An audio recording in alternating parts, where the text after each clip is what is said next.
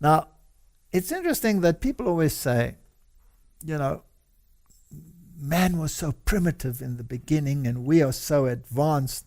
And some people believe, I don't want to go to heaven because everything will be so primitive. Yeah. Now, who was the creator of everything? Jesus Christ, right? Yes. And we can only harness what has already been created. Yes. So if there are certain wavelengths that exist in our realm, whether they be ultraviolet rays, infrared rays, X-rays, microwaves, or whatever wave we want to talk about, we can harness them. And we can create cell phones, and we can create instruments to record them. But God created them for a purpose. And we can communicate with them. We can send information. We can send pictures across the waves. Yeah. Now, what if you were actually an instrument that could receive all of the waves? What if your eyes were capable of not only telescopic vision, like an eagle, but also microscopic, so that you could actually, and X-ray vision, that you could look into something to see what the mechanisms are. What if you were a receiver for microwaves? Then you wouldn't need a cell phone. We could communicate with each other. Does God know what you are thinking? Yes. When angels communicate with heaven, do they know what you are thinking? Yes. They must be able to read the mind. Now, we've discussed that in a previous one already, about what the capability of the restored humanity will be. Yeah, because we discussed it actually in that episode where we showed that they're trying to do this on Earth already. Yes. With that Neuralink implant and all this stuff. Exactly. They're trying to get close to what it was before, but they won't ever quite be able to do it, right? No. And the capacity that the brain has. I mean, if you go to Pentecost and people were given languages, sometimes multiple languages in an instant. That wasn't tedious study to get the hang of a new language, right? Yeah. It was instantaneous. So a brain that is so efficient that if it sees something, stores it forever, it will be amazing. So is it really true that mankind has been so primitive and has slowly advanced to where we are now? Or were they super brilliant in the past and we lost it all until we were, without wheels even at one stage, and then went back to where we are today? So let's have a look at some of the evidence, and our people will say, okay, maybe they're being conspiratorial. Here is a web page that talks about, this is actually a tourist web page where they take you to some of these sites, where they talk about the largest and mysterious ancient megalithic cut stones of Baalbek, Lebanon. Now, I was actually there, and I looked at the ruins of the Baalbek temple, and I went to the quarries where they actually dig these things up. Now, as you go through this, you'll see stones of that magnitude that are cut out of solid rock. And this is a particular one that was rejected because it had a flaw in it. But others were transported many miles across terrain like this and built into temples. Now, this is, of course, a limestone, a rock, and it is a post-flood phenomenon. So this comes from the post-diluvian world. So this is just after the flood. Now, people are wondering, they must have been very primitive people. No, they were very advanced. Now, how advanced were they, and what knowledge did they bring with them? Remember, they had this massive capacity They were huge. They were twice our size, Yes. at least twice our size, if not more. And they had a technology that we can only dream of. But we have this portrayal of evolution that we come Yeah. from monkeys Monkeys and cavemen. cavemen that bash each other over the head, etc. And nothing could be further from the truth. So when we talk about some of these technologies, then eye has not seen nor ear has heard what the technologies in heaven are going to be No. like.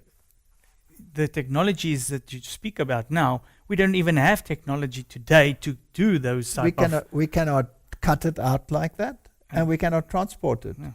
So how did these people do this? So they cut out these huge stones. So here's an archaeological site in Lebanon, and later it became the city of the sun in Roman times.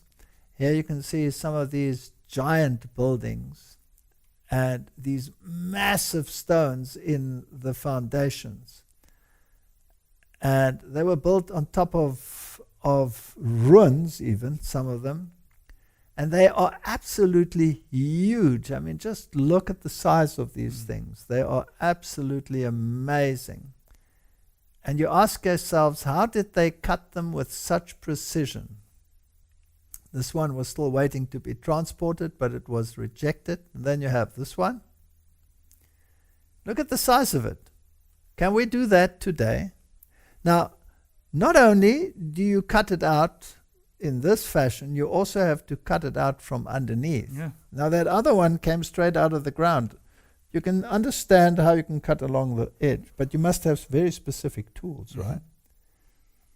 But they are so precise. Yeah. Is it possible that they used lasers? But then how did they cut the underneath out?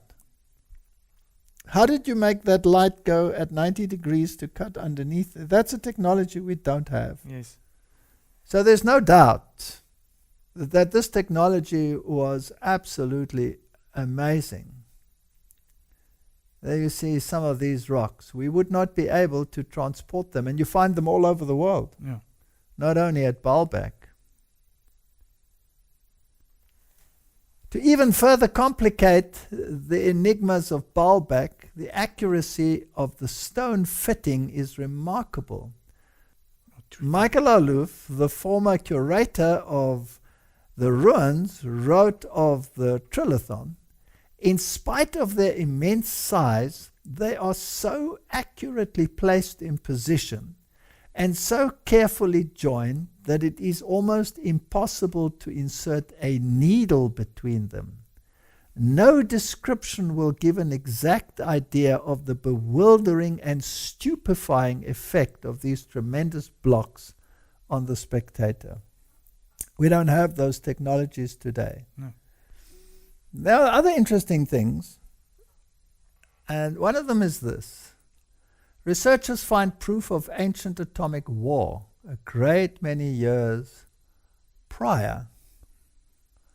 Did our old precursors have very trend-setting innovations matching the atomic abilities of today? There is proof from remnants in India supporting that guarantee.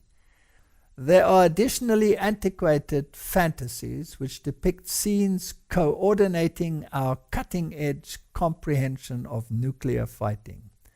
Writings from a great many years prior appear to contain what could be deciphered as precise portrayals of atomic blasts, particularly identical to the ones in Nagasaki in World War II. Take the incomparable Sanskrit epic from India called the Mahabharata. It accounts fate and devastation with entries that appear to precisely portray the impact and repercussions of an atomic war. Now, there are web pages that talk about a worldwide war. Now, how long ago was that? Now, some web pages, of course, talk about hundreds of thousands or even millions of years. We don't have to speculate millions of years or hundreds of thousands of years. If you start with one couple in Eden and you take current growth rates, which take into account death, and wars and famines and all of those issues, then from one pair, how long would it take to reach the current population of 7 billion? 1,200 years should do it, given that growth isn't exponential. If you start with 3 couples, as in the days of Noah, then of course it will be much shorter. So you could reach that number in 400 to 500 years. Now, if you had that much of a population, and at the time after Noah, when Nimrod built his cities, and they built the Tower of Babel, and the nations separated, the enemy must have been very upset with this brilliant strategic move by God to confuse the languages and separate the nations. He's been trying ever since then to unite them again, yes. Yeah. That's why he has an organization today called the United Nations. Correct. But God kept them separate so that we would not forget our dependence upon him. Mm-hmm. Because if you have constant conflict around you and you have to watch your back, you are dependent upon God, right? So, is it possible that there were even nuclear wars to try and bring them together again? Did they have that technology? Yes. Well, apparently yes. Apparently there are buried cities that to this day are still radioactive, so they claim. But be that as it may, here is an article which talks about these things, and then it gives evidence for these very things. Some of these cities that have been abandoned, they have these great granite blocks that have become vitrified. They've turned to glass. Yeah. So there was heat that was involved there, incredible heat, like you would expect in a nuclear explosion. So maybe they weren't as stupid as we think. And maybe in the aftermath of such a cataclysmic event, and we have all these impact craters which could derive from nuclear impacts, maybe after that mankind went back into a primitive phase and had to rebuild. Many people became isolated and became even more and more regressive in terms of knowledge. But when you incorporate them back into a society with knowledge, very rapidly they are capable of learning at the same rate as anybody else. Here's another one that's very interesting. And this webpage says 17 out-of-place artifacts said to suggest high-tech prehistoric civilizations existed. They don't understand this. Yeah, because their mind can't think of a... You have been so indoctrinated in thinking primitive to advanced, whereas in actual fact you went from advanced to primitive back to advanced. That's what happened. So in this webpage they talk about some of these things. Well, let's just look at some of them. And it talks about, according to the conventional views of history, humans have only walked the earth in our present form for some 200,000 years. We won't go with their numbers, right?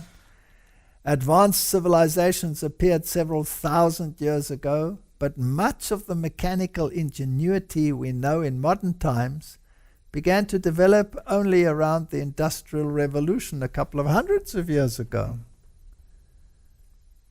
Out-of-place artifacts, Oop-art, is a term applied to dozens of prehistoric objects found in various places around the world that seem to show a level of technological advancement incongruous with the times in which they were made. Instruments like batteries that we do not even understand the technology of, cathode ray tubes, all kinds of artifacts have been found. Metals of such purity that we cannot even produce them in our furnaces to this day. Where do these things come from? And if you go down and scroll down on these web pages, you find clay jars, what they seem to say is a light bulb, walls in places where they shouldn't be, nuclear reactor sites. They found purified uranium, and that could only be as a result of a high technology. Did they have nuclear plants, and what people think about these issues, and whether you go to Brazil or whether you go to South America or whether you go to China or India, and pipes that they found in the rocks, and these are supposed to be millions of years old, and yet they are buried in these sites. Or instruments like this, a 2,000-year-old mechanical device used to calculate the position of the sun, moon, and the stars have been found. Many, many interesting artifacts. Here is a metal iron pillar that shows no rust. It's a technology that we're not able to even copy in the times that we live in. And then a sword displayed in Germany, which is such high quality as well, the steel, that we would think that this is not possible in the times that we're talking about here. And then there are other interesting ones. And now we're getting into very controversial areas. These are hieroglyphics, and people are saying, but what are these things? What is that? It looks like a helicopter. And what is this? And of course they're saying, no, it's not a helicopter. This looks like a transport aeroplane. Yes.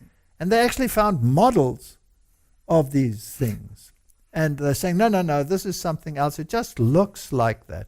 Because mankind cannot conceive of these things. Yeah, that's... So here, for example, you have this one compared with that one. And submarines. Interesting. And aeroplanes. And models such as this. Now, what is interesting? Now, I'm not going to go there. I'm just saying that we must look at the world with different eyes.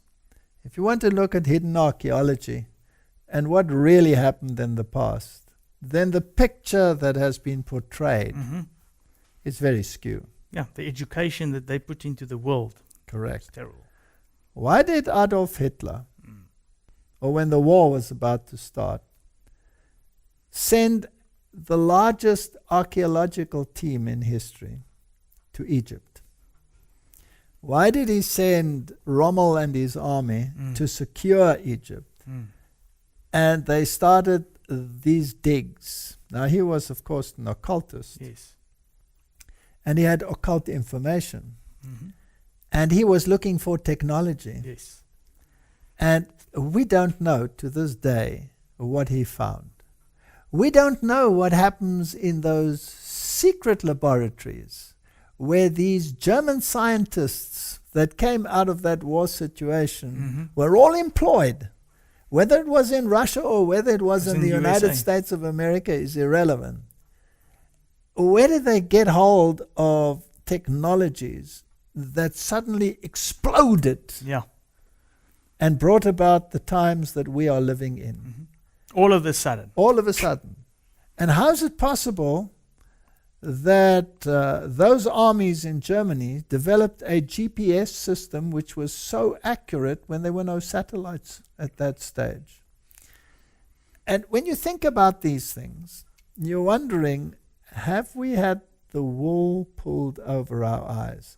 Okay, now we don't want to speculate, and we don't want to make conspiracy theories. The fact of the matter is, there is proof enough, if you want to look for it, that what existed in the past is so technologically advanced in many cases that we cannot comprehend it to this day. What the antediluvian world looked like, we will never know. Where is the antediluvian world?